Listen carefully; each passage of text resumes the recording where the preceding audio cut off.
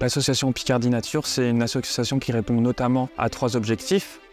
On étudie la biodiversité, on protège la biodiversité et on sensibilise le tout public à la biodiversité. À la cathédrale de Beauvais, il y a des espèces qu'on appelle anthropophiles, c'est-à-dire qui nichent vraiment en lien avec le bâti humain. C'est le cas notamment d'un couple de rapaces qui est le faucon cresserelle. Le couple est territorial, il va revenir d'une année à l'autre niché. Il y a une réglementation française qui protège tous les rapaces, donc il y avait cet enjeu-là à prendre en compte. Il y a d'autres espèces anthropophiles du coup, qui vivent à la cathédrale de Beauvais, donc on peut citer par exemple des martinets noirs, des moineaux domestiques, mais également dans les combles, on va retrouver des espèces anthropophiles de chauves-souris qui viennent en transit, donc il est prévu également un accompagnement sur ces espèces-là. Le chantier a un impact sur les faucons cresserelles puisque l'année dernière, il nichait exactement là où il y a des échafaudages actuellement. Et donc, on a mis en œuvre avec la maîtrise d'ouvrage et la maîtrise d'œuvre la séquence éviter, réduire, compenser.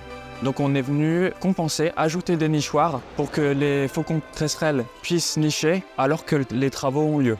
Donc on a mis 4 nichoirs autour de la cathédrale. Ça permet justement aux faucons cresserelles de venir nicher pendant que les travaux ont lieu. On fait le suivi de la reproduction des faucons cresserelles et ils se reproduisent encore cette année. Donc l'obligation de résultat que la maîtrise d'ouvrage, donc les monuments historiques ont, elle est remplie puisque du coup c'est un succès, les faucons se reproduisent. On a fait des études également sur des maternités de chauves-souris, c'est-à-dire des femelles qui se regroupent et qui vont mettre au monde un jeune par femelle.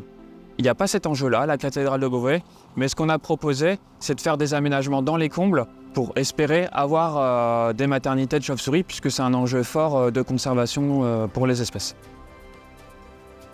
Du coup, le chantier il va durer de nombreuses années jusqu'en 2026-2027. Il est prévu un suivi donc pendant le chantier pour vérifier qu'il n'y ait pas d'impact sur la reproduction des faucons cresserelles, mais également après le chantier, évaluer les mesures mises en œuvre et vérifier du coup cette non-perte nette de biodiversité qui est recherchée.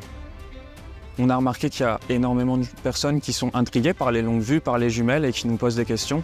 Et du coup, il y a un fort enjeu de sensibilisation. Ça permet de parler de l'association, de biodiversité à un sens plus général.